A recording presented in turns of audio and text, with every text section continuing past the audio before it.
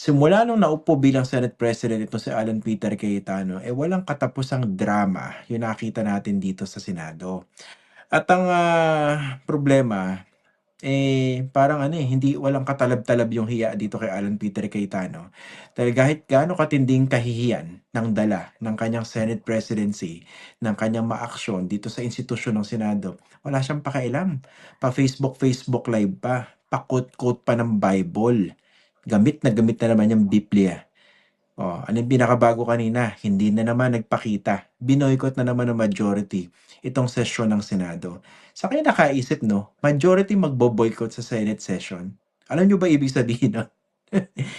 Hindi ba siya contradiction in terms? Yung majority magbo-boycott sa Senate session. Hindi ba dapat yung mahina yung pwede mag-boycott?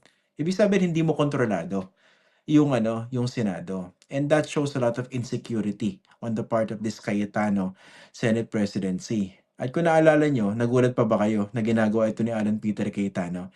Di ba siya rin yung dating Senate, siya rin yung dating House Speaker na kahit meron silang usapang lalaki ni Lord Alan Velasco, supposedly brokered by President Rodrigo Duterte, ayaw bumaba sa pwesto. Ano yung sabi niya?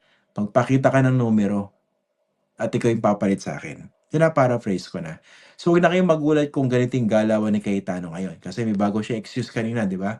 Sabi niya, pinipigilan daw nila yung gagawing action ng minority para pigilan yung paparating na Blue Ribbon Committee hearing sa Thursday. Gamit na naman yung flood control.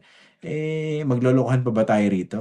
Ang objective niya rito, mapanatili yung sarili niya sa pwesto. Huwag na po tayo magbulahan. Kasi parang hindi naman po tayo katalinuhan, pero lalo tayong ginagawang bobo nitong mga katulad ni Alan Peter Cayetano. Na kaya kitang-kita mo sakim na sakim sa kapangyarihan at ginagamit pa yung Panginoon. Pasensya na po, medyo nadadala ako, no? Kasi sino ba naman matutuwa dyan sa mga pinagagawa ni Cayetano dyan sa Senado?